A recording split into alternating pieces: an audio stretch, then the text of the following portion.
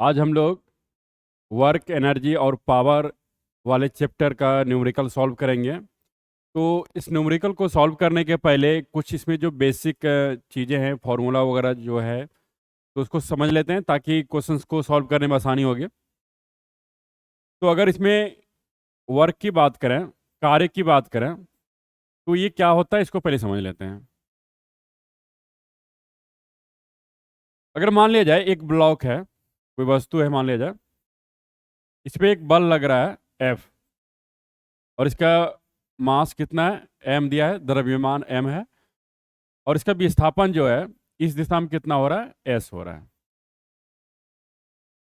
एक वस्तु है जिसपे बल कितना लग रहा है, F लग रहा है, और विस्थापन कितना हो रहा है, s हो रहा है। तो जो कार्य होता है, तो कार्य का फॉर्मूला क्या होता है, बल गुने विस्थापन होता है। और ये जो बल और विस्थापन को जो लिया गया है, दोनों एक ही दिशा में है ना। लेकिन अगर इसका वेक्टर के फॉर्म में, सदिश राशि के फॉर्म में लिखें इसका, तो क्या होता है, बल को F वेक्टर लिखते हैं डॉट S विस्थापन। और हम लोग जानते हैं कि ये आपका क्या है, अदिश गुणन है ना। तो यहाँ पे अगर इसको थोड़ा सा और बढ़ा दें तो क्या आ जाएगा, F S cos थीटा। तो कार्य का फॉर्मूला क्या होता है, F S cos थीटा। यहाँ पे जो थीटा है वो किसके बीच में एंगल है, मान लीजिए कभी बल अगर इधर लग रहा हो और आपका विस्थापन इधर हो रहा हो, तो दोनों के बीच एंगल कितना है आपका, थीटा है। तो आपका कार्य का फॉर्मूला क्या हो जाएगा, एफ एस कॉस थीटा हो जाएगा। तो अगर इसका वैल्यू देखा जाए, तो अगर मान लीजिए एंगल का अगर हम लोग पोजीशन चेंज करेंगे, थीटा को बढ़ाएंगे या घटाएंगे, तो कार्य में क्या प्रभाव पड़ेगा, है ना। तो अगर मान लिया जाए आपका थीटा का वैल्यू कितना है, 0 डिग्री, यानी क्या हो रहा है, 0 डिग्री कहने का मतलब यह है कि एक वस्तु है, इस पे जो बल लग रहा है और इस पे जो विस्थापन हो रहा है वो एक ही दिशा में हो रहा है, जैसे इस वाले केस में आपको दिखाया था। तो इस केस में क्या हो जाएगा, कॉस जीरो का वैल्यू कितना होता है, कॉस 0 डिग्री का वैल्यू अगर आप देखें तो कितना होता है, 1 होता है। तो इस केस में आपका कार्य का फॉर्मूला क्या आ जाएगा, एफ एस और कॉस 0 डिग्री, इसका मतलब कितना आ गया, एफ एस, इसका वैल्यू कितना 1 हो गया, तो कितना आ गया आपका एफ एस। तो जब आपका दोनों का दिशा एक ही होगा, उस समय आपका कार्य कैसे निकालेंगे, डायरेक्ट दोनों को मल्टीप्लाई कर देंगे तो आपका कार्य आ जाएगा। वही अगर आप मान के चलिए कि दोनों के बीच जो एंगल है वो थीटा 0 नहीं होके, अगर मान लिया जाए ये थीटा आपका 180 डिग्री हो, थीटा कितना है, 180 डिग्री। तो इसका मतलब क्या हुआ कि एक वस्तु है, इस पे बल मान लिया जाए इधर लग रहा है, लेकिन किसी कारणवश ये इधर विस्थापित हो रहा है ना। मतलब वस्तु चल इधर रहा है लेकिन बल इसका किधर लग रहा है, पीछे लग रहा है। तो इसमें जो आपका एंगल कितना बना, 180 बना, क्योंकि एक इधर जा रहा है तो एक इधर आ रहा है ना। तो ये टोटल एंगल कितना हो गया आपका, 180 डिग्री। एक लाइन पे जो एंगल बनता है वो बनता है आपका 180 डिग्री। तो यहाँ पे कॉस अगर 180 डिग्री का हम लोग वैल्यू देखें तो कितना आ जाएगा आपका, -1। ठीक है। तो अगर आप कार्य निकालें तो क्या होगा, एफ एस कॉस 180 डिग्री। तो इसका -1 अगर वैल्यू आप रखेंगे तो क्या आ जाएगा, मल्टीप्लाई हो जाएगा इससे, तो -FS। तो आपका कार्य क्या आएगा, माइनस में आएगा। ये कब आएगा, जब आपका क्या होगा, दोनों के बीच जो एंगल है वो 180 डिग्री, मतलब बल इधर लग रहा है और वस्तु का विस्थापन दूसरे दिशा में हो रहा है। तीसरा केस अगर मान लीजिए, अगर ये होता है कि मान लिया जाए आपका एक वस्तु है, इस पे बल इधर लग रहा है लेकिन ये वस्तु इधर जा रहा है ना। तो देखिए ये दोनों लाइन के बीच में कितना एंगल हो गया, 90 डिग्री हो गया। और आप जानते हैं cos 90 डिग्री का वैल्यू कितना होता है, 0 होता है। इसका मतलब कार्य क्या आ जाएगा, एफ एस cos 90 डिग्री, और cos 90 डिग्री आपका क्या हो जाएगा, 0। इसका मतलब कार्य क्या हो जाएगा, 0। मतलब जब आपका बल और विस्थापन दोनों 90 डिग्री यानी 90 डिग्री पर होगा तो उस समय कोई कार्य नहीं होगा। तो कार्य कब होता है? जब उसी दिशा में आपका चलता है वो। ठीक है। अगर यूनिट की बात करें तो कार्य का यूनिट क्या होगा? देखिए, ये बल है तो बल का यूनिट क्या होता है? न्यूटन होता है। और ये आपका दूरी है, और दूरी का क्या होता है? मीटर। और ये वैल्यू वाला टर्म है, कॉस थीटा का कुछ वैल्यू होता है तो उसका कोई यूनिट नहीं होता है। तो आपका जो कार्य है उसका यूनिट क्या हो गया? Newton metre. अगर दूसरे टर्म में देखा जाए तो न्यूटन को हम लोग कैसे ले सकते हैं? बल बराबर क्या होता है? M A. और एम का यूनिट क्या होता है? केजी। और ए का यूनिट क्या होता है? मीटर पर सेकंड स्क्वायर। तो हम लोग न्यूटन को क्या ले सकते हैं? केजी मीटर पर सेकंड स्क्वायर, और ऊपर में आपका क्या है? एम है। तो क्या आ गया आपका final unit? KG metre square पर सेकंड स्क्वायर। इसको हम लोग दूसरा नाम भी देते हैं, क्या है वो? जूल, जिसको जे से दिखाते हैं। मतलब आपका जो कार्य का यूनिट हुआ वो क्या होता है? जूल। तो कोई भी अगर आपका कार्य हो या तो ऊर्जा हो, सबका यूनिट क्या होता है? आपका जूल होता है। मतलब क्या है? कोई भी प्रकार का आपका ऊर्जा हो उसका यूनिट क्या होगा? जूल होगा। या तो कार्य हो वो भी उसका यूनिट जूल होगा। आगे समझते हैं इसमें।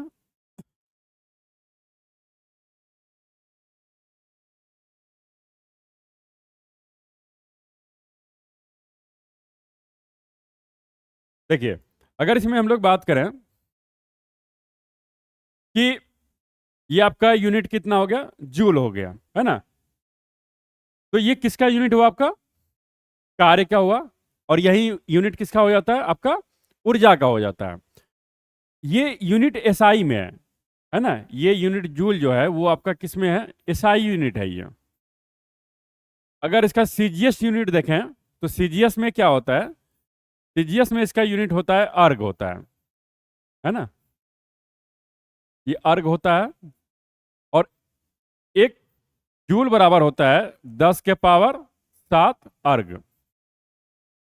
जब आपका इधर वैल्यू कम रहेगा तो यूनिट बड़ा होता है, तो जूल बड़ा यूनिट होता है। जब वैल्यू ज्यादा रहेगा तो आपका यूनिट क्या होता है? छोटा होता है। ये छोटा आपका क्या होता है?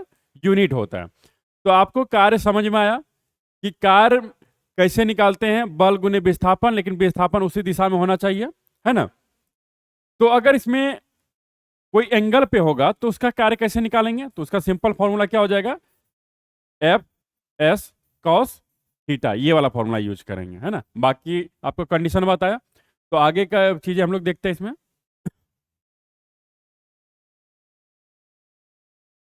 अगला आता है आपका पावर, है ना? जिसको हम लोग क्या बोलते हैं? शक्ति बोलते हैं। तो पावर को पी से दिखाते हैं। पावर क्या होता है? जो समय के साथ वर्क करते हैं उसी को हम लोग क्या बोलते हैं? पावर कहते हैं। मतलब पावर को हम लोग क्या ले सकते हैं? कार्य बटे समय हो जाएगा, है ना? जितना कार्य हुआ और कितना टाइम में हुआ, उस दोनों का अगर रेशियो ले लेंगे तो क्या आ जाएगा? आपका पावर आ जाएगा, शक्ति आ जाएगा। इसका यूनिट क्या होता है? अगर ऐसे यूनिट देखें तो इसका तो जूल हो गया, है ना? कार्य का यूनिट देखे थे जूल, और समय का यूनिट क्या हो जाएगा? सेकेंड हो जाएगा, तो जूल पर सेकेंड हो गया। लेकिन इसका जो नाम दिया गया है उसको हम लोग क्या बोलते हैं? वाट बोलते हैं। जिसको हम लोग किससे दिखाते हैं? डब्ल्यू से दिखाते हैं। और ये आपका एसआई यूनिट हो गया, और इसको बोलते हैं क्या हम लोग? वाट बोलते हैं। ठीक है। तो पूरा कार्य निकाल लेंगे, उसके बाद उसको समय से डिवाइड कर देंगे तो क्या आ जाएगा? आपका पावर आ जाएगा। ठीक है। तो इस तरह से हम लोग पावर निकाल सकते हैं। दूसरा टर्म अगर आप बात करें एनर्जी का, तो एनर्जी क्या होता है? सॉरी, एनर्जी क्या होता है?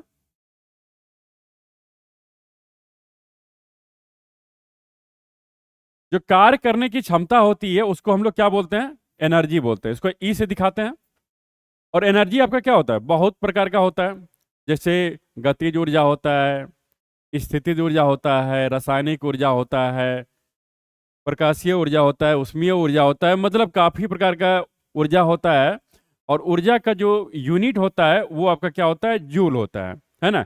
अगर इसकी डायमेंशन की बीमा की बात करें तो वो क्या होता है, एम एल स्क्वायर T-2। यही आपका कार्य का भी होता है, ठीक है। तो ये आपका हो गया ऊर्जा, हो गया है ना। तो ऊर्जा में आपको क्या देखना होगा कि ये यूनिट और ये डायमेंशन आपको बेसिकली याद रखना चाहिए, क्योंकि इससे क्या होगा, रिलेटेड जितने भी क्वेश्चंस होते हैं उससे कन्वर्ट करने में आसानी हो जाती है। आगे कुछ टर्म है उसको समझते हैं।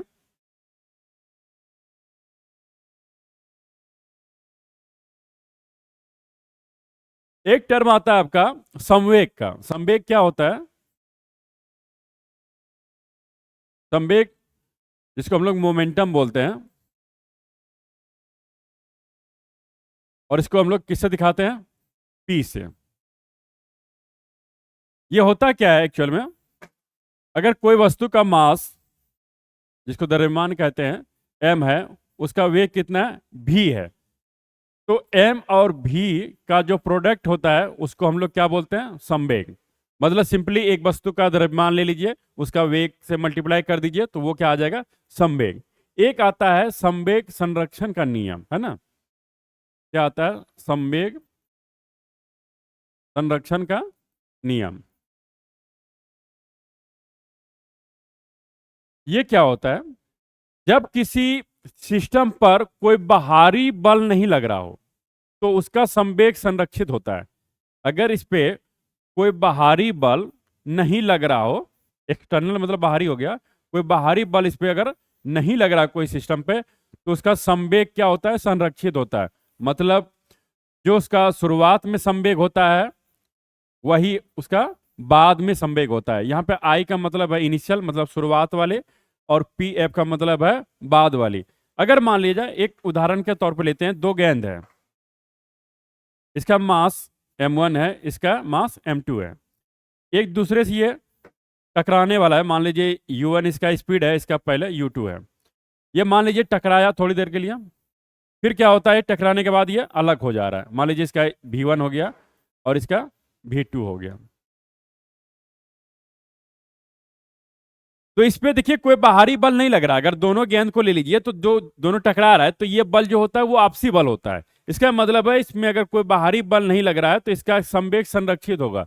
मतलब जो संवेग इसका पहले होगा दोनों का, वही बाद में होगा। मतलब हम लोग ये कह सकते हैं m1 un plus m2 u2। मतलब पहले का संवेग क्या हो गया, m1 u1, दूसरे का संवेग हो गया m2 u2। ये टकराने का पहले था, तो यही संवेग दोनों का क्या होगा, बाद में होगा। अकेला देखिए बदल जा रहा है क्योंकि टकराएगा, इसका स्पीड बदल गया तो गुना करेंगे बदल जाएगा, लेकिन दोनों का अगर आप जोड़ेंगे तो दोनों का वैल्यू सेम ही रहेगा। जो शुरुआत में दोनों का योग था वही आपका बाद में होगा। तो हम लोग लिखेंगे m1 v1 plus m2 v2।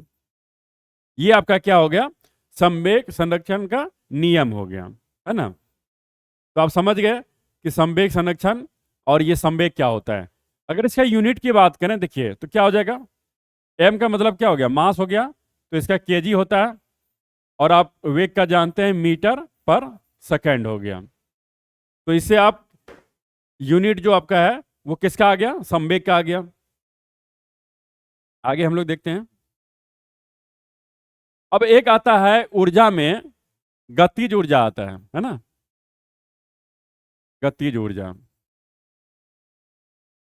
इसको क्या बोलते हैं इंग्लिश में, काइनेटिक एनर्जी।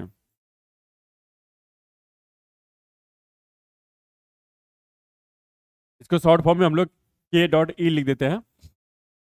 तो काइनेटिक एनर्जी क्या होता है, अगर मान लीजिए कोई वस्तु है, इसका वेग आपका v है और इसका मास m है, तो गति के कारण जो ऊर्जा आता है उसको हम लोग क्या बोलते हैं, गतिज ऊर्जा बोलते हैं। तो इसका वैल्यू कितना होता है, इसका फॉर्मूला क्या होता है, काइनेटिक एनर्जी जो होता है वो आपका हाफ m v स्क्वायर। मतलब वस्तु का जो द्रव्यमान होगा और जो भी होगा उसमें ये रिलेशन होता है गति ऊर्जा के लिए, ठीक है। तो कोई भी ऊर्जा हो उसका यूनिट क्या होगा, आपका मात्रा क्या होगा, वो जूल ही होगा, है ना। और एक दूसरा ऊर्जा होता है वो होता है स्थितिज ऊर्जा। जिसको हम लोग बोलते हैं पोटेंशियल एनर्जी।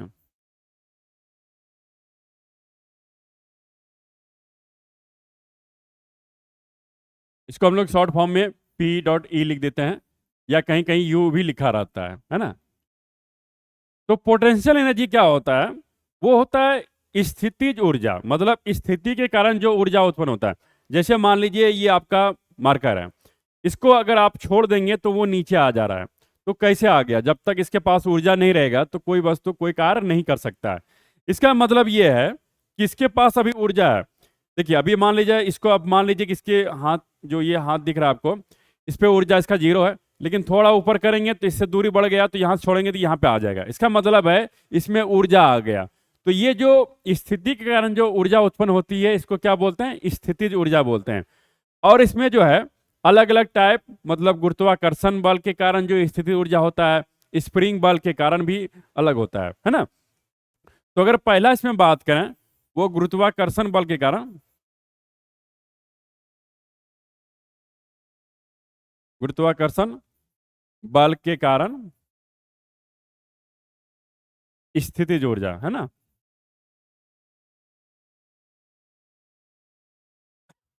अगर मान लीजिए एक ब्लॉक है, ये जमीन पर रखा हुआ है, आपने मान लिया कि यहाँ पे इसका जो स्थिति ऊर्जा 0 है। तो अगर आप इसको ऊपर ले जाएंगे थोड़ा सा, अगर मान लीजिए आपने एच ऊपर ले गया, तो यहाँ पे जो है इसका अगर स्थिति ऊर्जा पूछा जाए तो कितना होता है?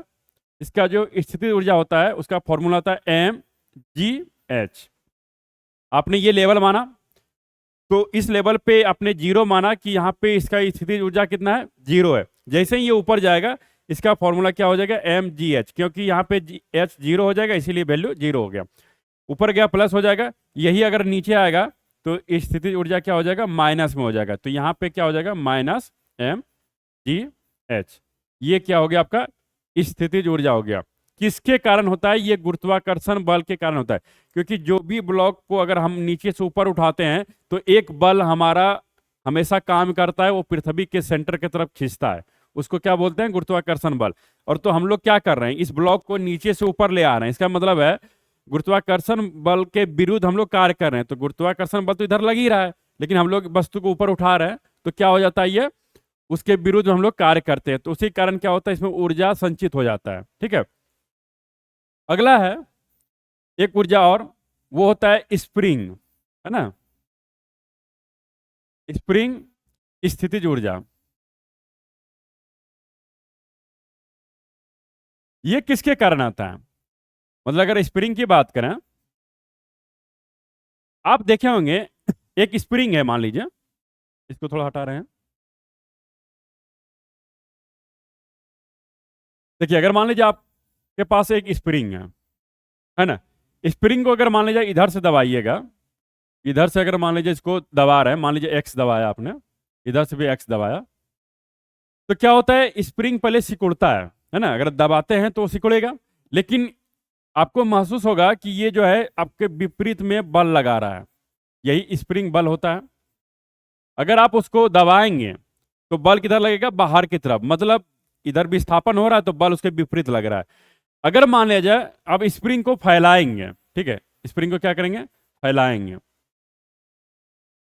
मान लीजिए फैला दिया आपने, तो क्या होगा? बल आपको देखिएगा अंदर की तरफ खींचता है, मतलब इसमें जो है उल्टा कार्य करता है ना।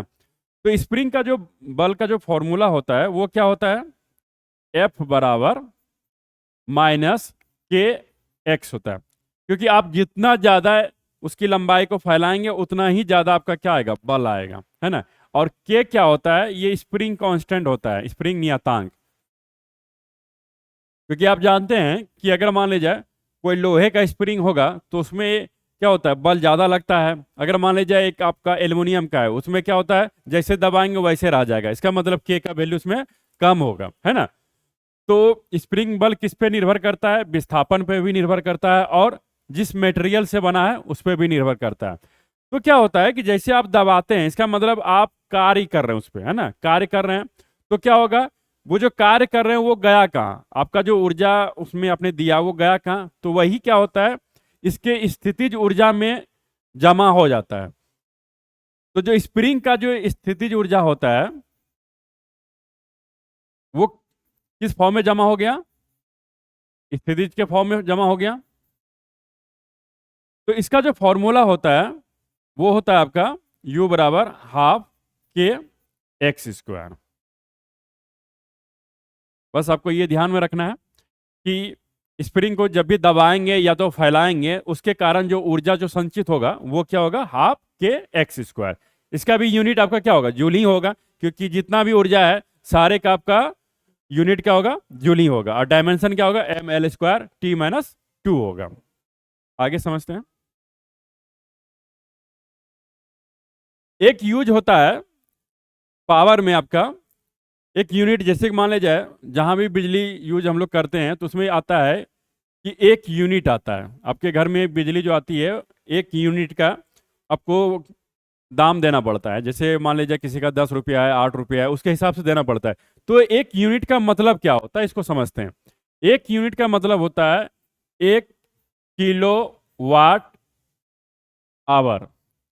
यहाँ पे के क्या है? किलो है, और डब्ल्यू क्या है? वाट है, और आपका जो एच है आवर है, मतलब घंटा है। क्योंकि पावर का जो यूनिट होता है वो क्या होता है?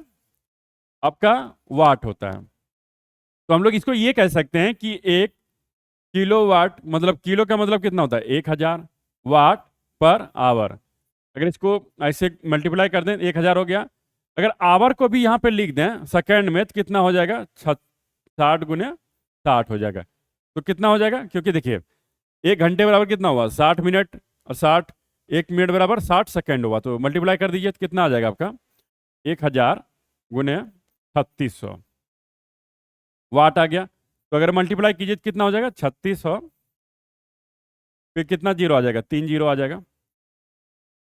तो इसको हम लोग लिख सकते हैं 36 गुने 10 के पावर 5 वाट, है ना। तो ये किसके बराबर हो जाएगा? अगर एक दशमलव यहाँ लगा दें तो यहाँ पे आपका पावर 1 बढ़ जाएगा। ये वाट आ गया। तो मतलब है एक यूनिट बराबर कितना जूल। वाट का मतलब इसमें आ गया आपका ये जूल में कन्वर्ट हो गया। मतलब एक यूनिट वाला या 1 किलोवाट, किलोवाट आवर बराबर कितना हो गया? 3.6 इंटू 10⁻6 क्या हो गया? जूल हो गया। ये आपका किस में कन्वर्ट हो गया? आपका जूल में। मतलब आपका एक यूनिट में कितना ऊर्जा का यूज आपने किया? 3.6 इंटू 10⁻6 जूल का, है ना। तो जब भी आपको निकालना होगा कि आपने कितना ऊर्जा का यूज किया जूल में या यूनिट में, अगर यूनिट में निकालना होगा तो क्या होगा? इससे भाग दे देंगे। जूल में अगर लिखा रहेगा इससे भाग दे देंगे तो क्या आ जाएगा? यूनिट में आ जाएगा। तो एग्जाम्पल्स आपको समझ में आएगा। आगे समझते हैं हम लोग।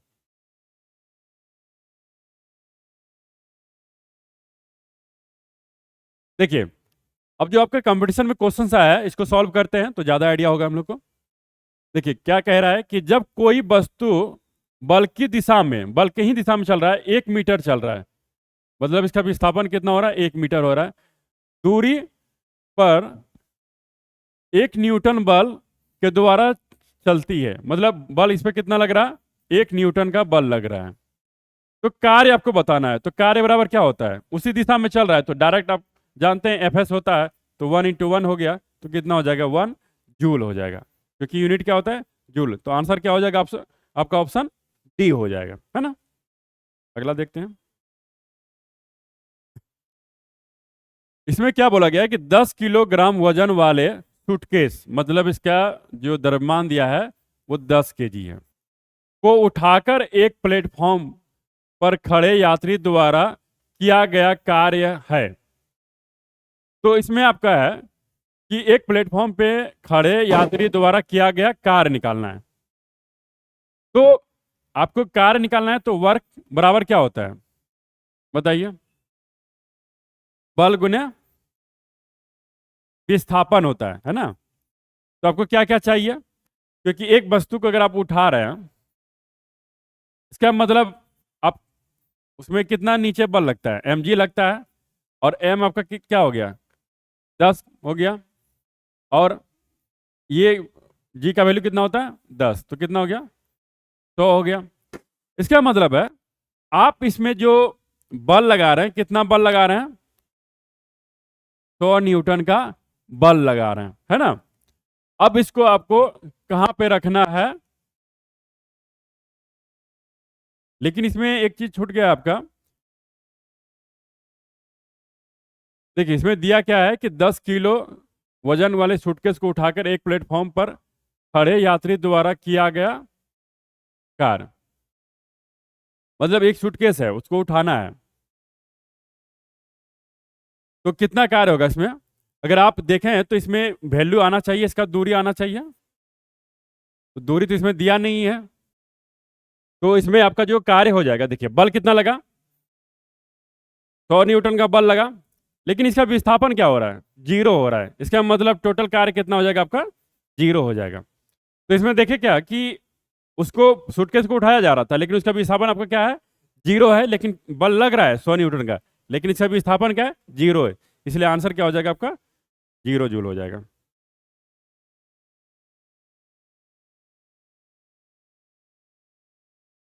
अगला समझते हैं हम लोग। क्या निम्नलिखित में से किसमें कोई कार्य नहीं किया जाता है? अब देखिए कार्य करने के लिए क्या चाहिए? बल लगना चाहिए, बल के साथ उसका विस्थापन भी होना चाहिए। तो देखिए विस्थापन किसमें नहीं हो रहा है या बल नहीं लग रहा है।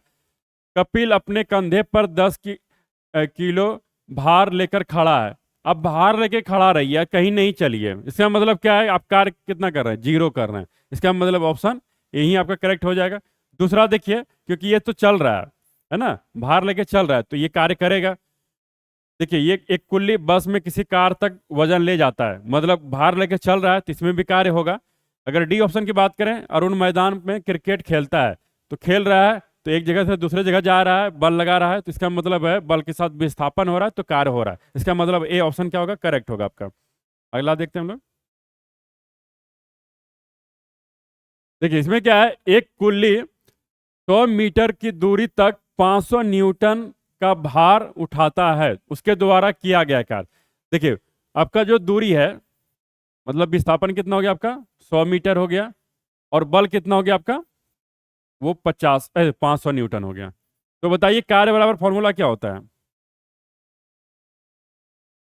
पहले क्वेश्चन को देख लेते हैं। एक कुल्ली है, वो 100 मीटर की दूरी तक 500 न्यूटन का भार उठाता है, उसके द्वारा किया गया कार्य। आप एक चीज समझिए कि कुल्ली जो है वो क्या कर रहा है? भार को उठा रहा है ऊपर, है ना, ऊपर उठा रहा है, लेकिन वो चल रहा है इधर, उठा रहा इधर है लेकिन चल इधर रहा है। तो विस्थापन तो इधर हुआ ना, लेकिन बल इधर लगा रहा है, तो इसका मतलब कोई कार्य नहीं होगा। तो इसका मतलब आंसर क्या हो जाएगा आपका? 0 हो जाएगा, क्योंकि कोई कार्य नहीं किया गया इस पर। अगला देखिए, इसमें क्या है, किसी वस्तु द्वारा किया गया कार्य कितना है? 56 जूल है, ये दिया हुआ है। उस वस्तु पर लगाया गया बल 7 न्यूटन, मतलब बल दिया गया है 7 न्यूटन दिया गया है। तो विस्थापन ज्ञात कीजिए। मतलब देखिए कार्य दिया है, बल दिया है, तो विस्थापन निकालना है। तो क्या होता है फॉर्मूला? बल गुने विस्थापन होता है। तो यहाँ पे देखिए दिया है 56 दिया है, और ये एफ आपका 7 है, इंटू एस हो गया। तो एस बराबर कितना हो जाएगा? 56/7। तो कितना हो जाएगा? सॉरी 56/7, तो कितना हो जाएगा? 8 हो जाएगा। तो ये विस्थापन कितना हो गया? 8 मीटर हो गया। तो आंसर क्या हो जाएगा? 8 मीटर हो जाएगा। ठीक है, अगला हम लोग देखते हैं। देखिए इसमें क्या है कि 9800 जूल ऊर्जा 80 किलो के भार को उठाने के लिए खर्च की गई थी। मतलब एनर्जी जो है कितना खर्च की गई? 9800 जूल। कितना भार को उठाने के लिए? 80 kg के भार उठाने के लिए। द्रव्यमान की ऊंचाई तक उठाया गया, मतलब जो कार्य किया गया, मतलब ये जो ऊर्जा है वो कार्य के ही रूप में है। तो ये पूछा गया कितना दूर तक उठाया गया, है ना। तो देखिए यहाँ पे ऊपर उठाया जा रहा है ना, तो ऊर्जा जो आ रहा है वो किसके तौर पे आ रहा है? गतिज ऊर्जा या स्थितिज ऊर्जा? इसमें आएगा देखिए, क्योंकि नीचे से लेकर ऊपर पहुंचाया जा रहा है, इसका मतलब कौन सा ऊर्जा होगा? स्थितिज ऊर्जा होगा। तो इसमें क्या आएगा बताइए? जो पोटेंशियल एनर्जी होता है वो होता है mgh होता है, और ये जो एनर्जी है, ये एनर्जी दिया है वो कितना है? 9800 जूल है, और m आपका दिया है कितना है? 80 है। और जी का वैल्यू आपका 10 होता है, एच निकालना है। तो बताइए क्या होगा, एच बराबर हो गया 9800 बटे 80 गुने 10 हो गया, ये कट जाएगा 0 0। बताइए कितना होगा, अगर इसको कटाएंगे आप तो ये आ जाएगा 12.5 मीटर आएगा आपका। तो आंसर क्या हो जाएगा, 12.5 मीटर। तो इसमें क्या था, बस पोटेंशियल एनर्जी दिया हुआ था और हाइट निकालना था आपका, है ना। अगला देखते हैं हम लोग। अगला जो आपका क्वेश्चन दिया है उसमें क्या है, यदि एक वस्तु की गतिज ऊर्जा इसके प्रारंभिक का मान का 256 गुना हो जाती है तो नया रेखीय संवेग क्या होगा। मतलब जो प्रारंभिक इसका गतिज ऊर्जा है उसका क्या हो जाता है, ये 256 गुना हो जाता है। तो ये पूछा जा रहा है कि उसका संवेग क्या होगा। पहले इसका रिलेशन देख लेते हैं, क्या संवेग और गतिज ऊर्जा में रिलेशन होता है। संवेग बराबर होता है आपका m इंटू भी, p बराबर एम भी होता है। और गतिज जो ऊर्जा जो होता है वो क्या होता है, हाफ एम भी स्क्वायर। अगर यहां से हम लोग भी उठा लें, मतलब यहाँ भी उठा लें तो क्या आ जाएगा, p बाय एम। तो यहाँ रख दीजिए half M p by M का स्क्वायर हो जाएगा, कितना आ जाएगा, हाफ एम p स्क्वायर बटे एम स्क्वायर। तो स्क्वायर स्क्वायर कट जाएगा तो क्या होगा, half p square upon M. तो काइनेटिक एनर्जी और जो आपका संवेग है उसमें जो रिलेशन आ गया वो क्या आ गया, p स्क्वायर बाय 2m। अब देखिए क्या बोला जा रहा है कि पहले जो इसका गतिज ऊर्जा था उसका कितना गुना हो गया, 256 गुना। मतलब अब जो नया वाला गतिज ऊर्जा है वो हो गया आपका, मान लीजिए नया वाला गतिज ऊर्जा डैश में दे दिया, तो मान लीजिए इसका संवेग आपका डैश में हो जाएगा 2m, क्योंकि उसका भार तो वही रहा। तो यहाँ पे कितना हो गया, 256 गुना किसका हो रहा है, ये पहले वाले का। तो ये भी देखिए ये आपका कितना चेंज हुआ। अगर इसका इधर लाएंगे ये जो स्क्वायर आपका, तो इधर हो जाएगा 256 का हो जाएगा, और ये आपका काइनेटिक एनर्जी है। तो P बाय 2m, तो क्या हो जाएगा कि देखिए 256 है, अगर इसका आप निकालेंगे बाहर तो कितना आ जाएगा बताइए, तो 16 आएगा।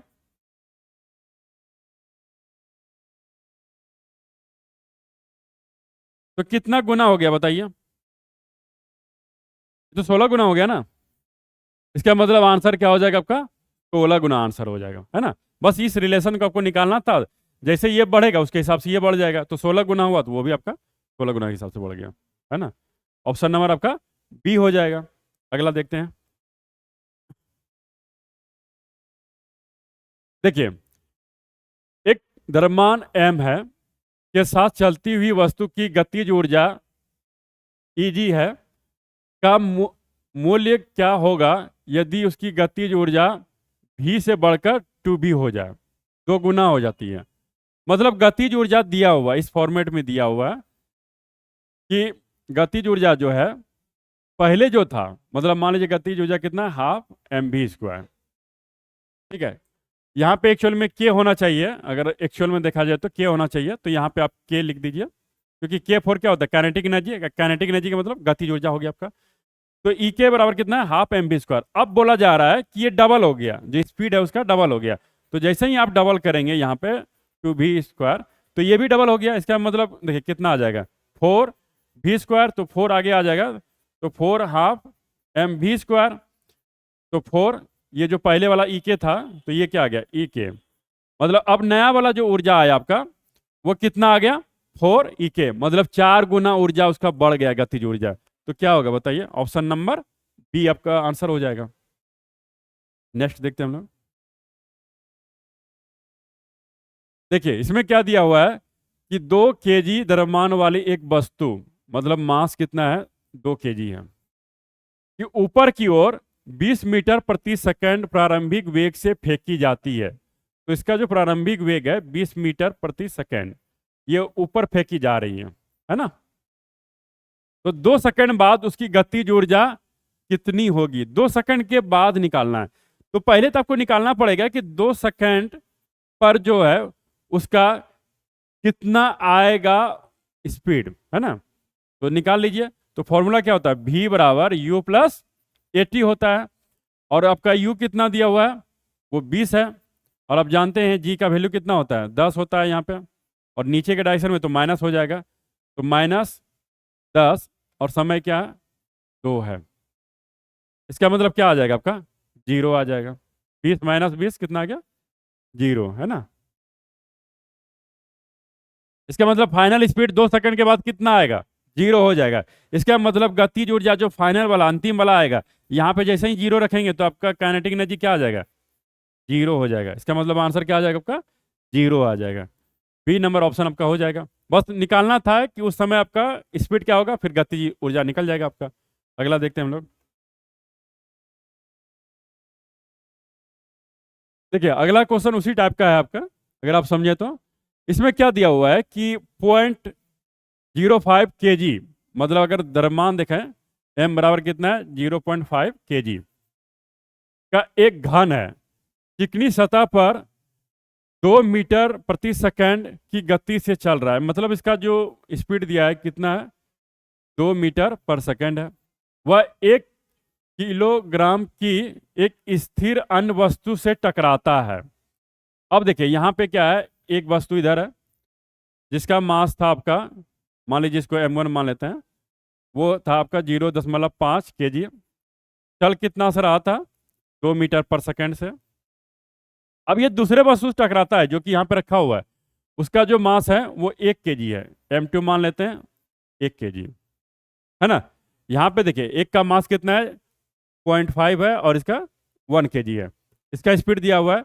अब कहता है जब दोनों टकराता है तो एकल वस्तु के रूप में साथ में आगे बढ़ता है, तो टकराने के दौरान हुई ऊर्जा की क्षमता क्षति क्या होगी।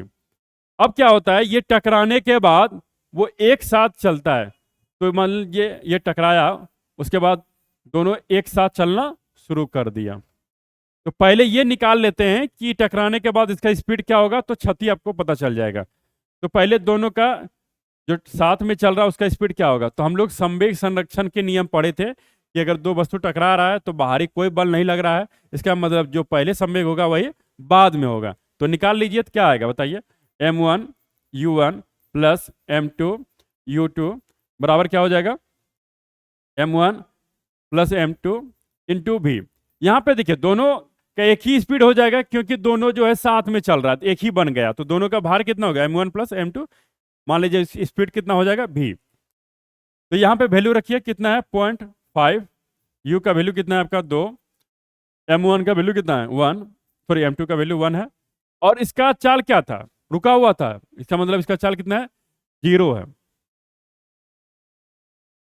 और यहाँ पे लिखिए 0.5 प्लस कितना है इसका 1 है इंटू भी। तो क्या आ जाएगा बताइए, ये तो 1 हो गया, मल्टीप्लाई करेंगे तो ये तो 0 हो गया। 1 बराबर कितना हो गया, 1.5 भी हो गया। तो भी बराबर कितना निकल गया, 1/1.5 मीटर पर सेकेंड। ये आपका क्या निकल गया, ये निकल गया फाइनल वेग निकल गया, है ना।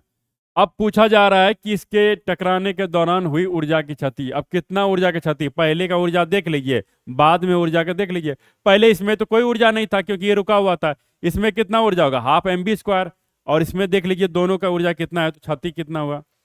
तो अगर आप निकालें क्षति कितना हो रहा है, तो पहले की ऊर्जा कितना है, ½ mv² माइनस, क्योंकि पहले इसी में ऊर्जा है, उसमें कोई नहीं है, नहीं चल रहा है ये।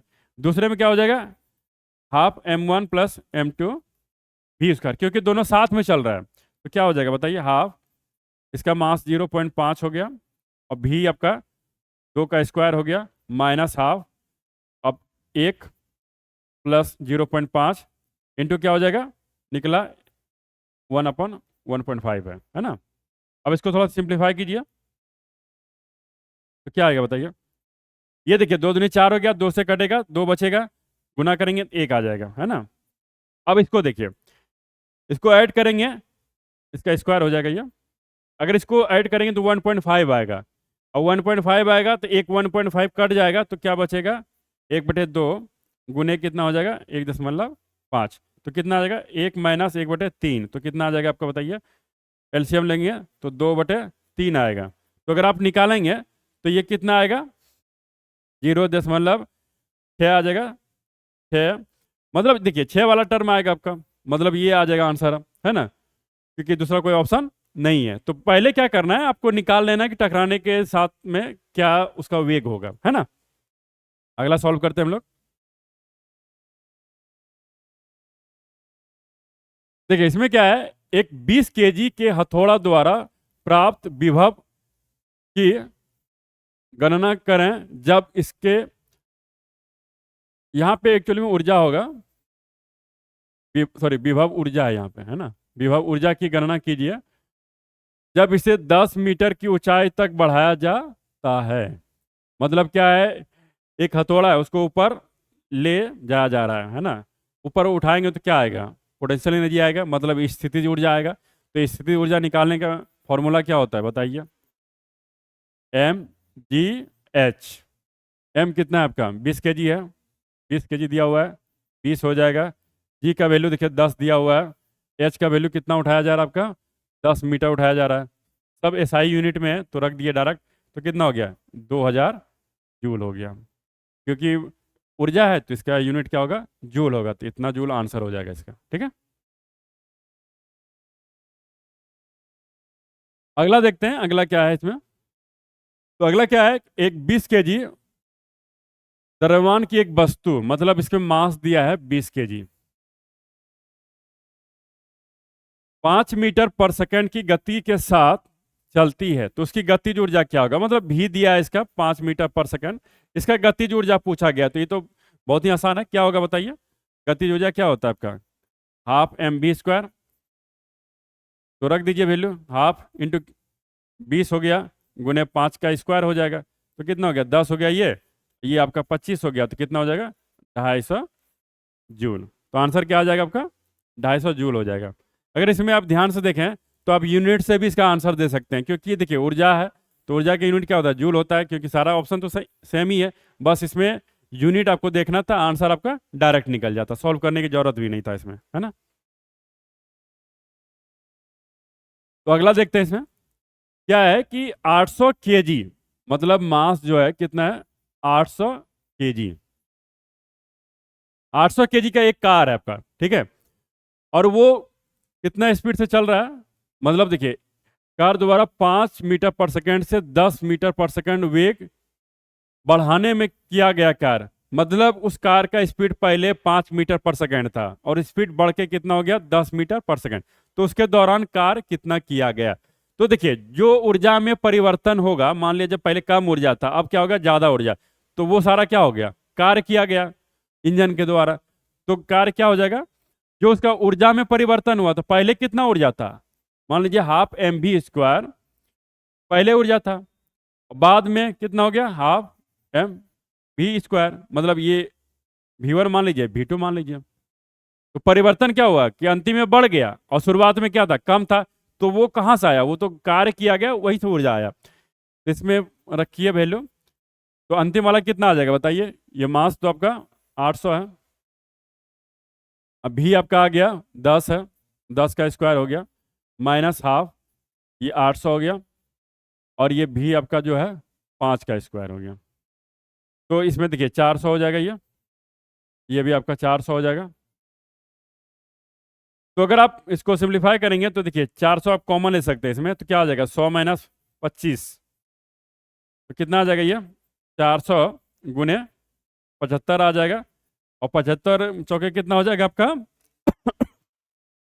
300 आ जाएगा, और 2 जीरो आ जाएगा। तो अगर इसमें देखें तो जूल में, ये जूल में आ गया, तो केजी जूल में कितना आ जाएगा बताइए, 30 केजी, सॉरी किलो जूल आ जाएगा, है ना। क्योंकि 1 किलो का मतलब कितना होता है, 1000 होता है। तो कितना आ जाएगा आपका, कौन सा ऑप्शन हो जाएगा, ए ऑप्शन हो जाएगा, ठीक है। अगला देखते हैं हम लोग।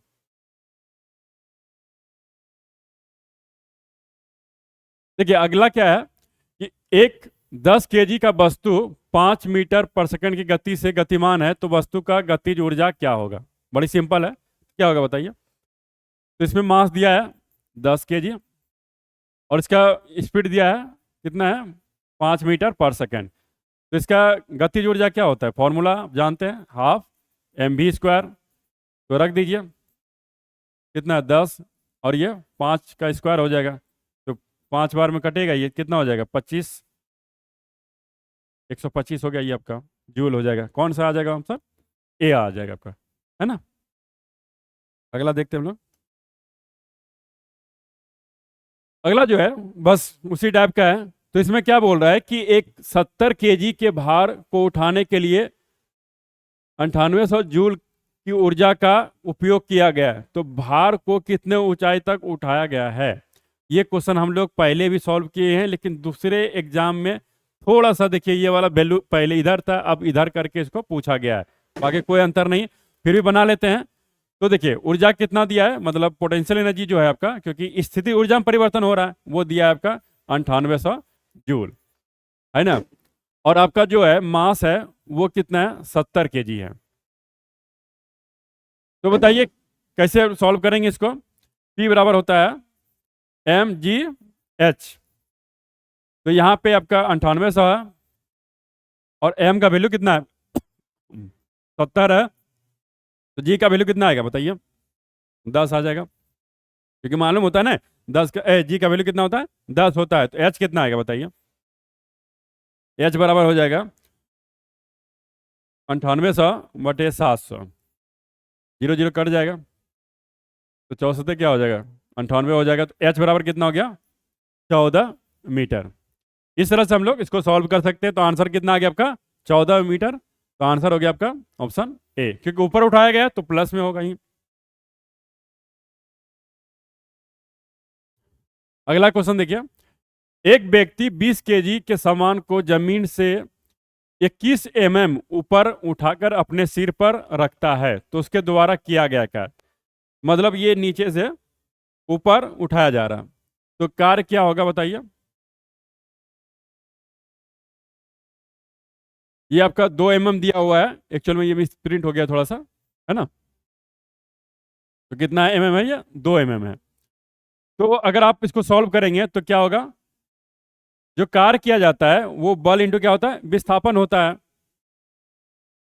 तो इसको निकाल लीजिए, क्या आ जाएगा आपका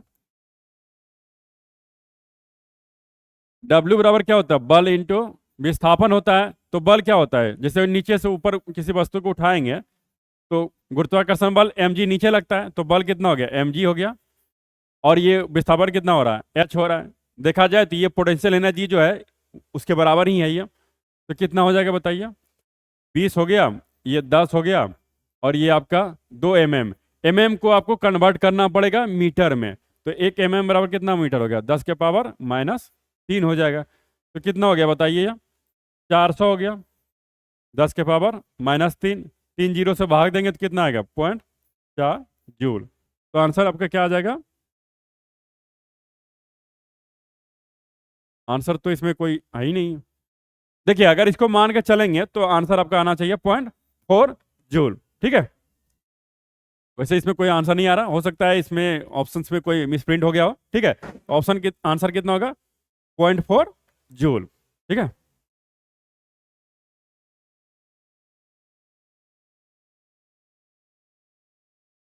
देखिए आपका क्या है कि एक वस्तु है जिसका मास कितना है, द्रव्यमान जो है आपका 10 केजी है, 2 मीटर प्रति सेकंड की गति से आगे बढ़ रही है, तो वस्तु की गतिज ऊर्जा क्या होगी। मतलब इसका स्पीड दिया है 2 मीटर पर सेकंड, तो बहुत ही आसान है, क्या हो जाएगा काइनेटिक एनर्जी हाफ mv², तो हाफ हो गया, m का वैल्यू कितना हो गया 10 हो गया, v का वैल्यू 2 है, स्क्वायर हो जाएगा तो कितना हो जाएगा 10 गुने 4/2 हो गया, तो 2 दुने 4 मतलब कितना हो गया 20 जूल। तो आंसर क्या हो जाएगा आपका 20 जूल आएगा। बहुत ही इजी क्वेश्चन है आपका, ऐसे ही क्वेश्चन पूछा जाता है। अगला देखते हैं हम लोग।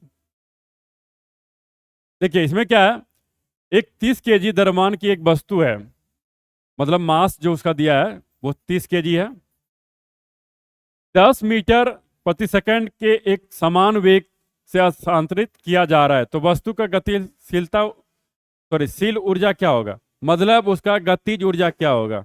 स्पीड दिया है ना 10 मीटर पर सेकंड है, बस वैसे ही क्वेश्चन है। तो गतिज ऊर्जा बराबर क्या होता है हाफ mv², तो क्या हो जाएगा हाफ इंटू m का वैल्यू कितना हो जाएगा 30, 10 का स्क्वायर हो जाएगा तो क्या हो जाएगा, तो ये आपका हाफ इंटू 30 गुने कितना हो जाएगा 100, तो बराबर कितना हो गया ये 15 से कटा दीजिए तो कितना हो जाएगा 1500 जूल। तो इसका ऑप्शन कौन सा आ जाएगा 1500 जूल। ठीक है, तो आंसर कितना हो जाएगा आपका 1500 जूल। अगला देखते हैं हम लोग। आगे क्या है कि एक 15 केजी का एक वस्तु, मतलब द्रव्यमान कितना दिया हुआ इसका 15 केजी, भूमि से 10 मीटर की ऊंचाई पर हो, मतलब नीचे से कितना है, ये वस्तु जो है नीचे से 10 मीटर पे है, तब इसमें निहित ऊर्जा, मतलब इसमें स्थितिज ऊर्जा पूछा गया है ना। एच बराबर आपका दिया है 10 मीटर, तो स्थितिज ऊर्जा यू बराबर क्या होता है एम जी एच, तो कितना हो जाएगा बताइए 15 हो गया, और जी का वैल्यू जानते हैं 10 होता है, और एच का वैल्यू कितना है आपका 10 है, तो कितना हो जाएगा ये 1500, तो कितना हो गया ये 1500 जूल। तो आंसर क्या हो जाएगा 1500 जूल हो जाएगा। ठीक है, अगला देखते हैं। एक क्वेश्चन है इसमें कि 11 केजी का एक वस्तु, मास कितना है 11 केजी है, वस्तु जब भूमि से 6 मीटर ऊंचाई पर हो तब उसमें निहित ऊर्जा कितनी होगी। जस्ट वैसा ही है, लेकिन इसमें जी का वैल्यू कितना लेना है 9.8 लेना है। तो ऊंचाई कितना है आपका 6 मीटर है, और जी का वैल्यू कितना है 9.8 मीटर पर सेकंड स्क्वायर। तो बताइए इसका स्थिति ऊर्जा क्या आएगा बताइए, एम जी एच फॉर्मूला होता है। तो देखिए 11 हो गया, 9.8 हो गया, और आपका हाइट कितना 6 है। अगर आप इसको मल्टीप्लाई करेंगे तो कितना आएगा, देखिए 66 हो गया ये 9.8, इसको मल्टीप्लाई कीजिए तो ये आ जाएगा 646.8 आ जाएगा। मतलब ये जूल आपका कौन सा इसका आंसर हो गया, ऑप्शन बी आंसर हो जाएगा। ठीक है, अगला देखते हैं इसमें। एक एम द्रव्यमान की एक वस्तु को भूमि के स्तर से 4h की ऊंचाई पर ऊपर उठाया गया, वस्तु की स्थिति ऊर्जा ज्ञात कीजिए। मतलब इसके द्रव्यमान जो है एम का वैल्यू एम ही दिया गया है, ठीक है, और इसकी जो ऊंचाई है वो एच के टर्म में दिया गया है, वो कितना है हाइट बराबर जो है 4h ही दिया है। ठीक है, तो फॉर्मूला क्या होता है, स्थिति ऊर्जा बराबर एम जी एच, तो रख दीजिए इसमें एम हो गया, जी के जगह कितना है आपका 9.8 लिया गया है, नहीं जी ही रखा गया तो वही रख लेने दीजिए जी, और एच की जगह कितना है 4h रख दीजिए, कितना हो जाएगा 4mgh। तो आंसर क्या हो जाएगा आपका 4mgh, मतलब पहला ए ऑप्शन आंसर हो जाएगा। ठीक है, अगला देखते हैं।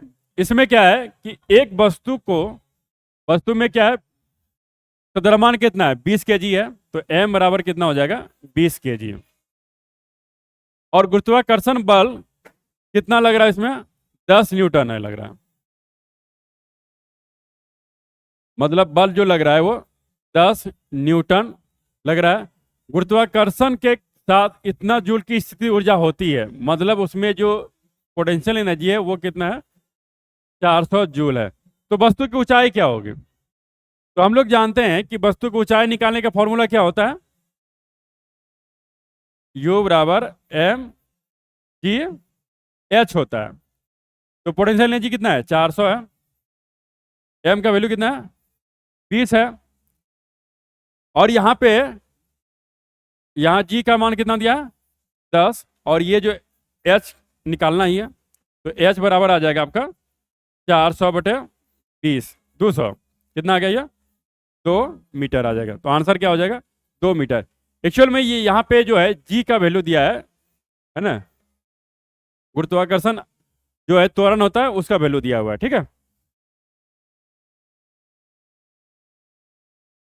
अगला क्वेश्चन हम लोग देखते हैं। ये क्या है, एक वस्तु में 20 केजी द्रव्यमान, मतलब इस वस्तु का जो द्रव्यमान दिया गया है कितना है आपका 20 केजी है ना, इसका वजन 20 केजी है, और उसका जो त्वरण भी है उसमें जो दिया है कितना है 10 दिया है, जिसको जी बोलते हैं हम लोग, और उसके बाद है कि 400 जूल के स्थितिज ऊर्जा के साथ उठाया जाता है, तो इसकी ऊंचाई क्या होगा, ये क्वेश्चन अभी हम लोगों ने सॉल्व किया, बस दोबारा ये रिपीट हो गया। आगे बढ़ते हैं हम लोग। देखिए इसमें क्या है, आपका एक वस्तु है, उसका वजन कितना है, 15 kg है ना। कितना ऊंचाई तक इसको ले जा रहे हैं, 10 मीटर। तो इसके द्वारा स्थिति ऊर्जा कितना बनेगा, तो एक सिंपल सा फॉर्मूला ही होता है, क्या होता है बताइए, mgh। तो मास 15 हो गया, g का वैल्यू आपका 10 हो गया, और h कितना है, 10 दिया है, तो कितना हो जाएगा, 1500 जूल। लेकिन ये देखिए आपका क्या बोला जा रहा है कि किसके द्वारा स्थिति ऊर्जा पूछा जा रहा है। आप पहले क्वेश्चन को समझिए कि 15 kg के हथौड़े को जब 10 मीटर की ऊंचाई तक उठाया जाता है तो उसके द्वारा प्राप्त स्थिति ऊर्जा ज्ञात कीजिए। तो इसका आंसर कितना हो जाएगा आपका, 1500 ही जूल होगा। ठीक है,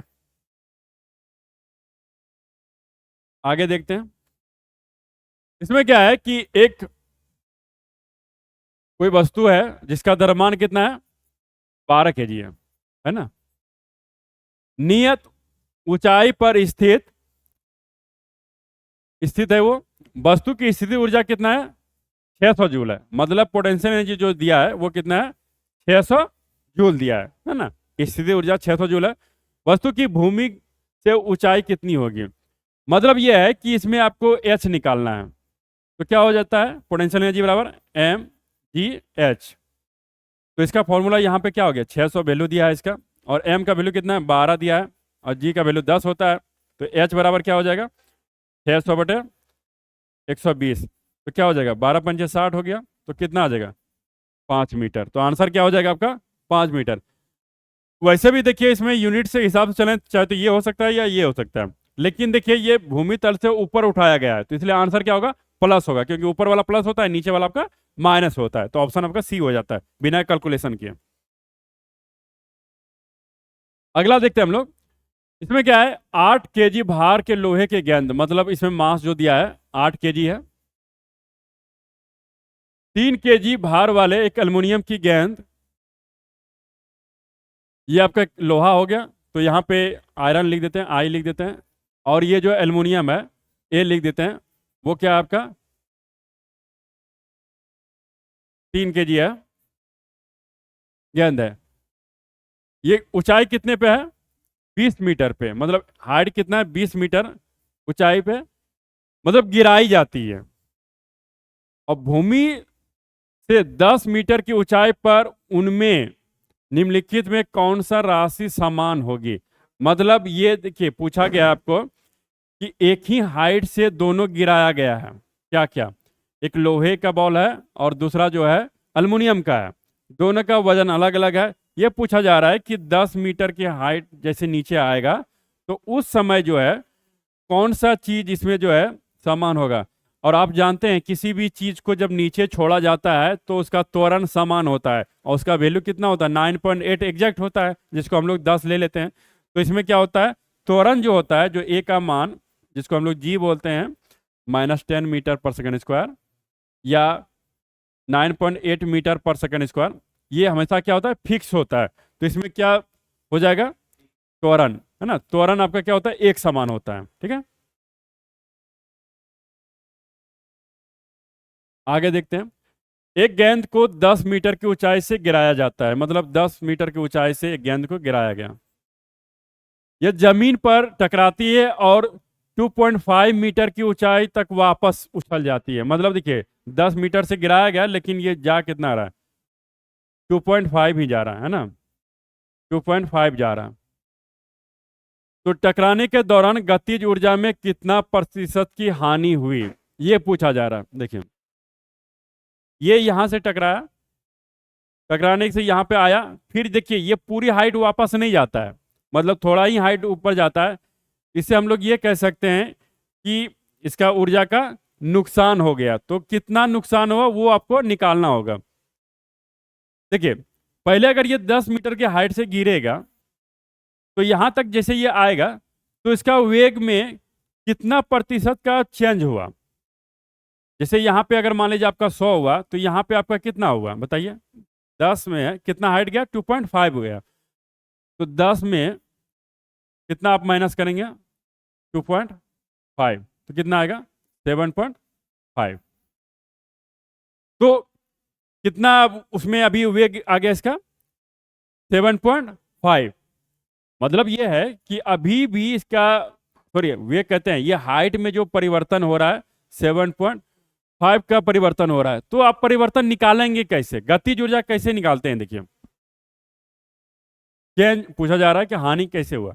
तो हानि निकालने का तरीका क्या होता है, जो पहले दोनों में परिवर्तन आया, इस वाले में और इस वाले में जो परिवर्तन हुआ, जो शुरुआत वाली वैल्यू थी, है ना, उसके बाद जो अंतिम वैल्यू थी, उसके बाद क्या करते हैं, बटे शुरुआत वाली वैल्यू और गुना क्या कर देते हैं, 100 कर देते हैं। तब क्या आता है, प्रतिशत आता है। तो अभी ये बताइए कि इतना दूर गया तो इसका स्पीड क्या होगा। जैसे आप निकालते हैं तो क्या होता है, v बराबर u प्लस AT होता है, या तो क्या होता है v स्क्वायर बराबर u स्क्वायर प्लस 2as। ये दोनों का सेम है। निकालना क्या है, v से कंपेयर कीजिए। देखिए ये v जो है, u तो अब 0 हो गया आपका, 2as। पहले का हाइट कितना है आपका, पहले का हाइट 10 है। अगर v स्क्वायर की बात करें तो ये आपका आ गया a इंटू 10 हो गया। अंतिम वाला कितना हो गया आपका, 2a 2.5 तक गया। तो देखिए परिवर्तन कितना हो रहा है, अगर आप देखें v स्क्वायर और ये क्या है, v फाइनल स्क्वायर। तो काइनेटिक एनर्जी का फॉर्मूला क्या होता है एक्चुअल में, half mv square. Mass same है, इसका मतलब परिवर्तन किस में हो रहा है, v में परिवर्तन हो रहा है। तो दोनों को माइनस कर दीजिए तो कितना आएगा बताइए, दोनों में जो परिवर्तन होगा, मतलब ये होगा 2a गुने 10 माइनस क्या हो जाएगा, 2a गुने 2.5। कॉमन अगर आप ले लेंगे तो हाफ m 2a, तो कितना आ जाएगा 7.5। अब इसको डिवाइड आपको किससे करना है, उसके चाल से। मतलब ये आ गया हाफ m 2a इंटू 7.5। इसको डिवाइड कर दीजिए, शुरुआत वाली स्पीड कितनी थी, ये वाली थी आपका, हाफ 2a इंटू 2.5 गुने कितना हो जाएगा, 100 हो जाएगा।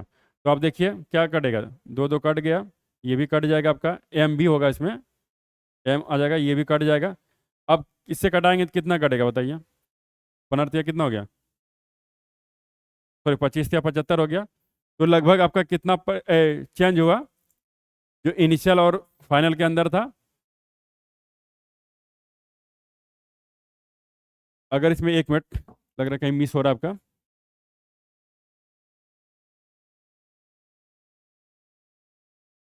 तो देखिए यहाँ पे एक्चुअल में क्या हुआ आपका, ये जो नीचे वाला पॉइंट है तो क्या है, शुरुआत वाले लिखना है। तो शुरुआत वाले कितना है, ये वाला है, हमने उल्टा लिख दिया यहाँ पे। तो ये क्या आ जाएगा आपका, 10 आ जाएगा। तो इससे आप कटाएंगे, नहीं कटेगा ये, तो कितना आ गया, ऊपर में 75 है, देखिए क्या आ गया 7.5 इंटू 100 अपॉन 10 हो गया।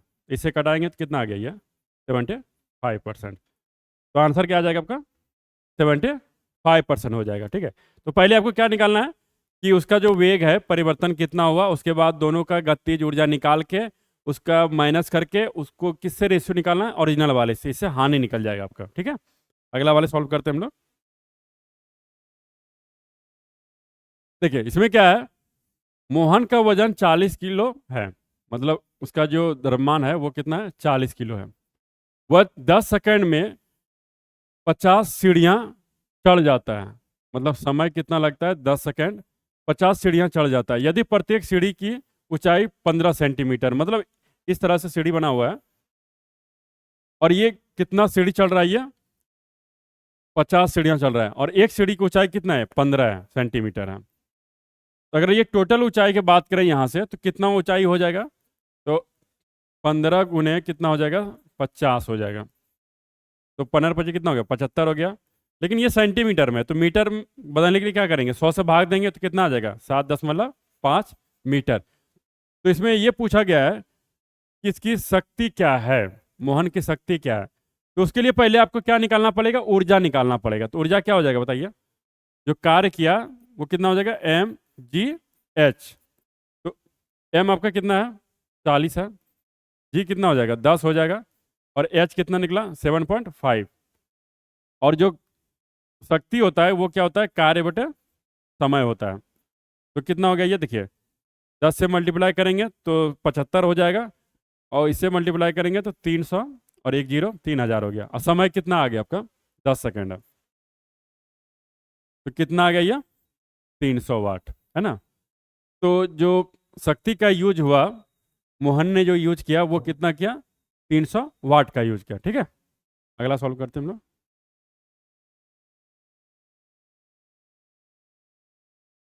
तो इसमें क्या है आपका कि यदि कोई लड़का 4 मिनट में 600 न्यूटन बल के साथ 20 मीटर की दूरी तय करता है, मतलब समय कितना है 4 मिनट है,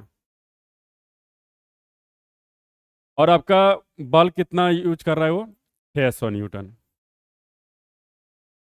और दूरी कितना तय कर रहा है वो 20 मीटर। तो लड़के द्वारा खपत की गई शक्ति की मात्रा कितनी होगी। इसमें भी आपको शक्ति निकालना है, मतलब पावर निकालना है। उसके लिए आपको कार्य निकालना पड़ेगा। तो कार्य का फॉर्मूला क्या होता है बताइए, एफ इंटू एस। तो 600 है, एस कितना है 20, कितना हो गया 12,000। अब आपको पावर निकालना है, तो पावर का फॉर्मूला क्या होता है, कार्य बटे समय होता है। तो कार्य कितना है आपका 1200 जूल, बटे कितना हो जाएगा, समय आपका 4 मिनट है, तो मिनट को आप क्या करेंगे सेकेंड में बदल लेंगे, है ना। तो सेकेंड में बदलने के लिए क्या करना पड़ेगा, 60 से गुना करना पड़ेगा। तो 0 से 0 कट गया, तो कितना हो जाएगा, ये अगर कटाएंगे तो कितना हो जाएगा 50, है ना। तो 50 क्या आएगा, वाट आएगा, क्योंकि पावर है तो पावर का यूनिट क्या होता है वाट। तो आंसर क्या हो गया 50 वाट। ठीक है, अगला सॉल्व करते हैं हम लोग। तो इसमें क्या दिया है कि एक 40 केजी द्रव्यमान वाली कोई लड़की, है ना, मास कितना है 40 केजी है, कितना शक्ति का यूज कर रही है वो 160 वाट का, कितना समय के लिए यूज किया गया 20 सेकेंड के लिए, तक रस्सी पर चढ़ती है तो कितनी ऊंचाई तक पहुंची। मतलब इसमें देखिए पावर दिया हुआ है, समय दिया है, और आपका एम दिया हुआ है, कितने ऊंचाई तक पहुंचा। तो इसका मतलब है पावर निकालने के लिए हम लोग क्या करते हैं, कार्य बटे समय होता है, और कार्य निकालने के लिए क्या होगा ऊंचाई तक पहुंच रहा है, तो मतलब वो पोटेंशियल एनर्जी स्थितिज ऊर्जा हो गया एम जी एच, ई हो गया, ये पी आ गया।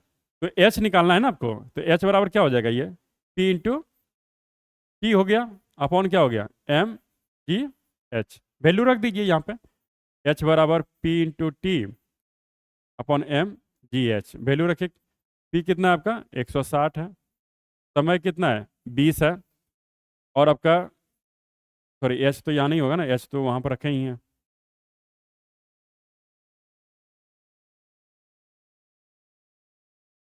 तो क्या आ जाएगा बताइए 40, और ये जी का वैल्यू 10, तो कट जाएगा ये, कितना होगा 4 चौक 16, 4 दूने 8, तो आंसर कितना हो जाएगा आपका 8 मीटर। तो लड़की जो ऊंची तक पहुंच रही है रस्सी पकड़ के, कितना दूर तक पहुंच रही है वो 8 मीटर। तो इसमें क्वेश्चन में देखिए क्या होता है, करता क्या है कि बस कोई चीज़ दिया है तो दूसरा चीज़ पूछेगा, बहुत सिंपल सा होता है। आगे देखते हैं।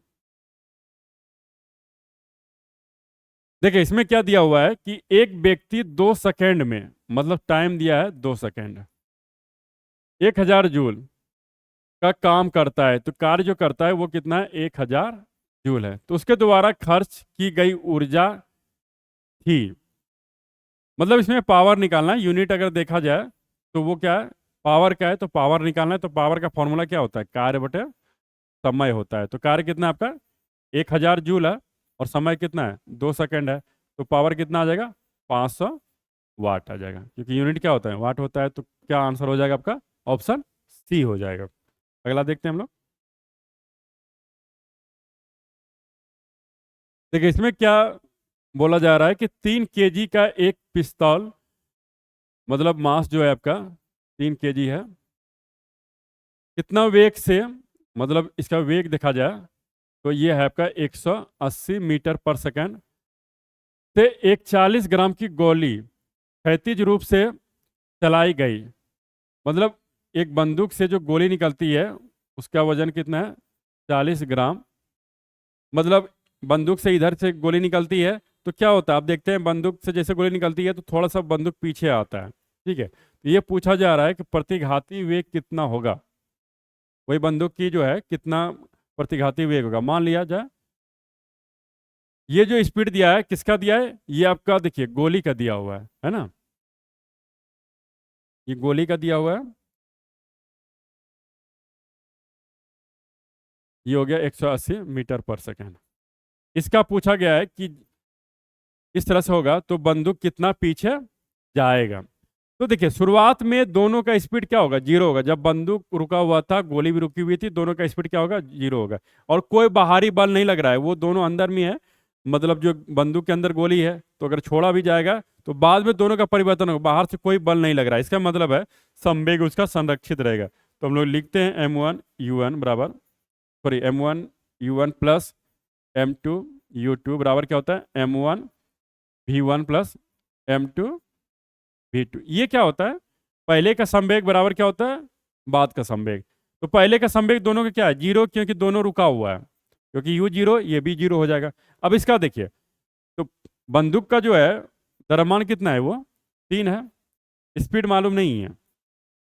लेकिन ये देखिए जो गोली है उसका मालूम है, ग्राम में दिया है, इसको आपको केजी में बदलना पड़ेगा, तो 1000 से भाग देना पड़ेगा आपको, इंटू क्या हो जाएगा, v2 हो जाएगा।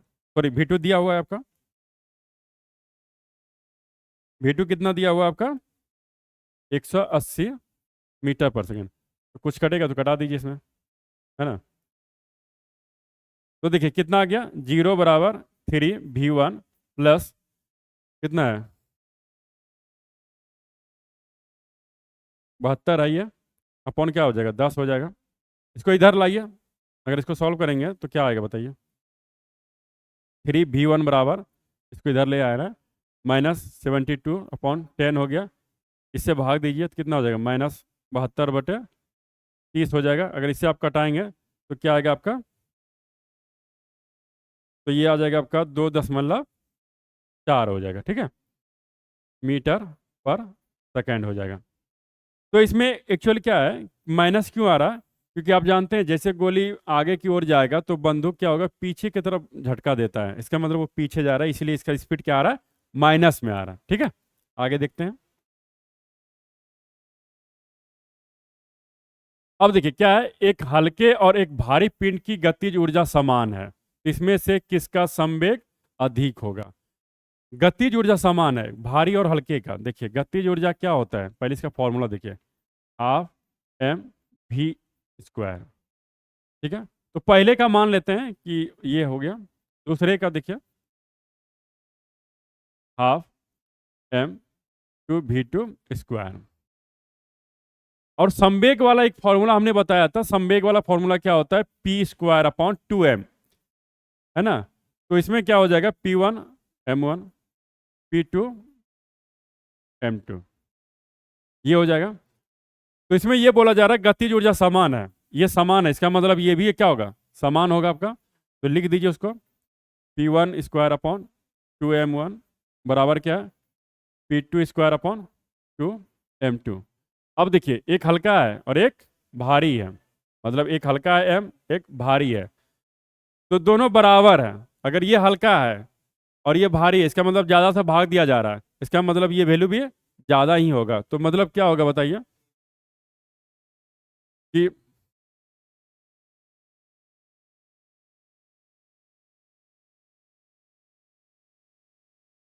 इसमें देखिए आपका एक्चुअल में क्या बोला गया है कि गतिज ऊर्जा समान है, मतलब ये गतिज ऊर्जा आपका समान हो गया। अब दूसरा ये पूछा जा रहा है कि इनमें से किसका संवेग अधिक होगा। संवेग अगर अधिक पूछा जाए तो इसमें देखिए ये कम से भाग दिया जा रहा है, ये अधिक से भाग दिया जा रहा है। इसका मतलब ये है कि ये वाला जो चीजें हैं ज्यादा होगा तभी तो इसका रेशियो क्या होगा, बराबर होगा। इसका मतलब जो भारी वाला है उसका संवेग क्या होगा, ज्यादा होगा। इसका मतलब ये ऑप्शन नहीं होगा, कितना होगा, ये वाला ऑप्शन होगा, ठीक है। अगला देखते हैं हम लोग। अगला है कि एक है 0.01 kg, मतलब मास दिया है इसका 0.01 kg, कि एक बंदूक की गोली को 5 kg किग्रा वजन वाले बंदूक से दागा जाता है। तो यदि गोली की प्रारंभिक चाल इतना है तो बंदूक की प्रतिक्षेप चाल कितनी हो गई? जस्ट जो अभी सॉल्व किया था वैसा ही है। तो ये आपका गोली का हो गया। तो गोली का चाल कितना होता है? 250 मीटर पर सेकेंड। और आपका जो बंदूक की जो मास है वो कितना है? 5 kg है। तो ये पूछा जा रहा है कि बंदूक का चाल क्या होगा जब ये छोड़ेगा। तो इसको निकालना है आपको। मान लो इसको 1 मान लेते हैं, इसको 2 मान लेते हैं। तो हमने बताया था क्या होता है कि जो पहले का संवेग होता है वही बाद का संवेग होता है, क्योंकि बाहरी कोई बल नहीं लग रहा है। इसका मतलब m1 u1 plus m2 u2 बराबर क्या होगा? m1 v1 plus m2 v2। तो क्या आ जाएगा बताइए? यहाँ पे जो है आपका ये तो 0 हो गया। पहले किसी का स्पीड नहीं था तो ये क्या हो जाएगा? 0 हो जाएगा। ये वाला अगर देखिए तो कितना हो जाएगा आपका? 0.01। और चाल कितना है? 250 है। प्लस m2 कितना हो जाएगा? 5 है। और ये v2। अब इसको इधर ले आइए, क्या आ जाएगा? माइनस, अगर इससे गुना करेंगे तो आपका क्या बचेगा? 2 अंक के बाद दशमलव आएगा, तो 2.5 बराबर हो जाएगा 5v2। अगर v2 से आप भाग दीजिए तो कितना हो जाएगा? -2.5/5 हो जाएगा 0.5। और माइनस में आ रहा है। इसका मतलब क्या है कि ये जो पीछे जा रहा है, इसीलिए तो इसको बोला गया है ना कि प्रतिक्षेप वाले। तो आंसर कितना आ गया? 0.5 मीटर पर सेकेंड, है ना। तो ये आपका आंसर हो जाएगा। ठीक है, अगला देखते हैं हम लोग। इसमें दिखा क्या है? एक 2 kg गेंद, मतलब मास दिया इसका 2 kg दिया है। 2 kg मास दिया है। कितना से जा रहा है ये? 5 मीटर पर सेकेंड से। किसी स्थिर 4 kg वाले गेंद से टकराती है। मतलब एक गेंद ये हो गया, दूसरा गेंद है जिसका मास है 4 kg। और टक्कर के बाद दोनों गेंदों का वेग क्या होगा, है ना। मतलब एक गेंद दूसरे से टकराती है, अब उसके बाद बोलता है कि उसका वेग क्या होगा। इसको आपको निकालना है। मतलब देखिए, ये आपका 2 kg का है, ये 4 kg का। तो इसमें थोड़ा सा एक अलग से फॉर्मूला आपका आ जाता है। अगर आप निकालना चाहेंगे, जैसे मान लीजिए इसका द्रव्यमान कितना, m1 मान लेते हैं, इसका m2 मान लेते हैं, ये रुका हुआ है, इसका मतलब इसका जो स्पीड है आपका वो 0 है। तो एक फॉर्मूला होता है, वो थोड़ा सा लेंदी फॉर्मूला होता है, उसको हम बता दे रहे हैं इसको कैसे निकाला जाता है। तो चाहे तो आप उस फॉर्मूले से डायरेक्ट निकाल सकते हैं या तो अलग अलग इसको निकाल सकते हैं। तो जो डायरेक्ट फॉर्मूला होता है, जैसे मान लीजिए पहले इसका स्पीड निकालना है टकराने के बाद, मान लीजिए इसका v1 हो गया और इसका v2 हो गया। तो v1 का होता है m1 minus m2 upon m1 plus m2 into u1 plus होता है 2m2 upon m1 plus m2 into u2। तो क्या हो जाएगा देखिए, m1 कितना है आपका? 2 kg है। ये कितना है आपका? 4 है। और 2 + 4 हो जाएगा। और इसका स्पीड कितना है आपका? 5 है। और इसमें देखिए 2, ये 4 हो गया और 2 + 4। यू कितना है? दूसरे वाला की स्पीड 0 है। तो इसको सॉल्व करेंगे तो कितना आएगा बताइए? अगर आप इसको सॉल्व करेंगे तो ऊपर कितना आ गया? -2 आ गया, 5 दूनी 10 हो गया, और 10 बटे कितना हो गया? 6 हो गया। अगर आप इसको भाग देंगे तो कितना आएगा बताइए? तो 1 पॉइंट आएगा 6 आएगा, है ना। माइनस में आएगा क्योंकि ये जैसे भारी भरकम बल है ना, उससे अगर ये बॉल से टकराएगा तो ये क्या होगा? पीछे जाएगा। उसी तरह अगर आप निकालेंगे तो दूसरा भी आंसर आएगा। तो दूसरा भी आपको निकालना पड़ेगा, क्योंकि देखिए इसमें ऑप्शन जो है 2 ऑप्शन ऐसा ही दे दिया है ना। तो उसको भी निकालना पड़ेगा। तो उसके लिए फॉर्मूला आपका क्या होता है? v2 बराबर होता है m2 minus m1 upon m1 plus m2 into u2 plus होता है m1 2m1 upon m1 plus m2 into u1। ठीक है, तो उसमें वैल्यू रखिए आप, इसको मिटा दे रहे हैं।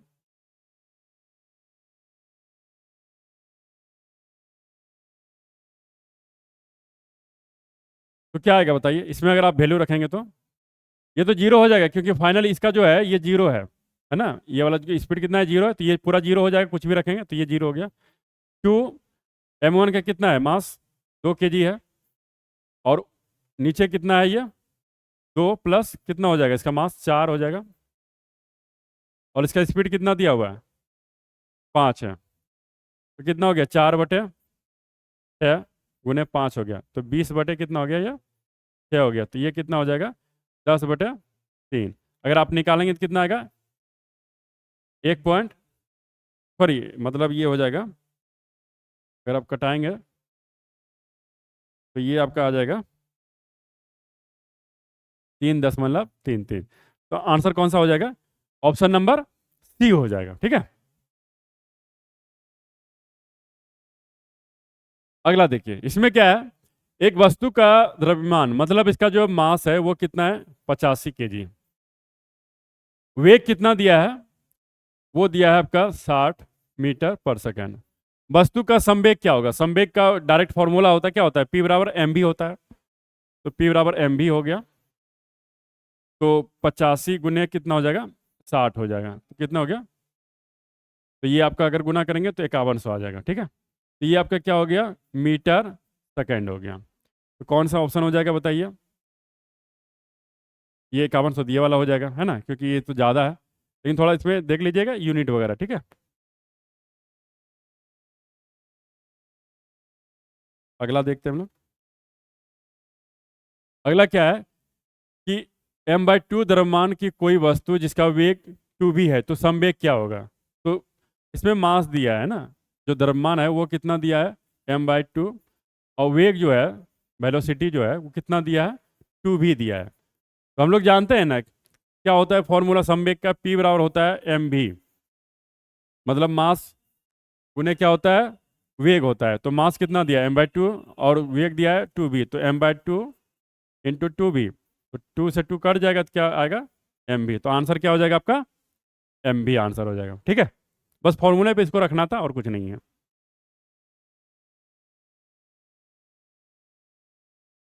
अगला जो है देखिए, इसमें क्या है, एक 50 kg द्रव्यमान की वस्तु है, m बराबर कितना है, 50 kg, कितना वेग से चल रहा है ये, 6 मीटर पर सेकेंड से, पूछा जा रहा है कि इसका समवेग की गणना कीजिए।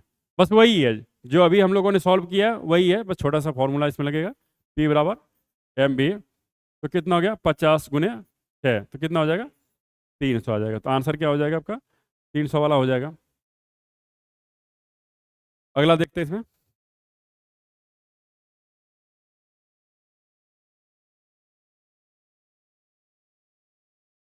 इसमें ये पूछा जा रहा है कि देखिए 6 किलोवाट, सॉरी 5.6 किलोवाट आवर बराबर कितना जूल होगा। तो अभी हमने बताया था शुरुआत में कि 1 जूल बराबर जो होता है, sorry 1 kilo hour, sorry 1 kilowatt hour बराबर होता है 3.6 इंटू 10⁻6 जूल होता है। ठीक है, तो यहाँ पे कितना है, 5.6 है, तो उसको गुना कर दीजिए तो आपका जूल में कन्वर्ट हो जाएगा, तो ये जो हो जाएगा 5.6 गुने 3.6 गुने 10⁻6 जूल हो जाएगा, तो ये कितना हो जाएगा, तो ये अगर आप गुना करेंगे तो 20.16 10 10⁻6 जूल आ जाएगा। ठीक है, तो ये आपका डायरेक्ट आंसर हो जाएगा, ऑप्शन नंबर ए आंसर हो जाएगा। अगला देखते हैं हम लोग। देखिए इसमें क्या है कि एक घर में एक माह में कितना खपत हो रहा है, 900 इंटू क्या है, 10⁻6 जूल, मतलब जो ऊर्जा की खपत हो रहा है वो कितना है, 900 गुने 10⁻6 जूल है। तो इकाई में ऊर्जा कितनी होगी, तो आपको यूनिट निकालना है ना, तो यूनिट का क्या होता है, मतलब देखिए अभी 1 किलो वाट आवर, इसको हम लोग 1 यूनिट बोलते हैं, है ना, और ये होता है 3.6 गुने 10⁻6 जूल, इससे भाग दे दीजिए तो क्या हो जाएगा, यूनिट निकल जाएगा, तो यूनिट बराबर कितना हो जाएगा बताइए, 900 गुने 10⁻6 अपॉन कितना हो जाएगा, 3.6 इंटू 10⁻6, ये तो कट जाएगा, तो अगर इसको कटाएंगे तो ये आ जाएगा आपका 250 आ जाएगा। तो कितना यूनिट यूज किया उस आदमी ने एक महीने में? 250 यूनिट। ठीक है, बस इसको भाग देना था और कुछ नहीं था। अगला देखते हैं। इसमें क्या है कि एक विशेष घर 5 दिनों में 100 इकाई की खपत करता है। 5 दिनों में कितना कर रहा है? 100 इकाइयों की खपत कर रहा है। यदि ऊर्जा को जूल में परिवर्तित किया जाए तो कितना होगा? मतलब 100 यूनिट को किस में कन्वर्ट करना है? जूल में। तो 1 यूनिट वाला तो बताए थे आपका, यूनिट बराबर कितना जूल होता है? 3.6 गुने 10⁻6 जूल होता है। तो आपको क्या करना है कि इसे 100 यूनिट का निकालना है, तो कितना जूल हो जाएगा? एनर्जी बराबर 100 गुने 3.6 गुने 10⁻6 हो जाएगा। तो कितना हो जाएगा बताइए? 360 गुने 10⁻6 जूल हो जाएगा। अगर मान लीजिए इसको थोड़ा सा चेंज करना चाहते हैं तो ऑप्शन के टर्म में, तो अगर 2 के बाद 0 दे देंगे तो यहाँ पे 2 0 बढ़ जाएगा। तो कौन सा ऑप्शन हो जाएगा आपका? ऑप्शन नंबर डी हो जाएगा। ठीक है,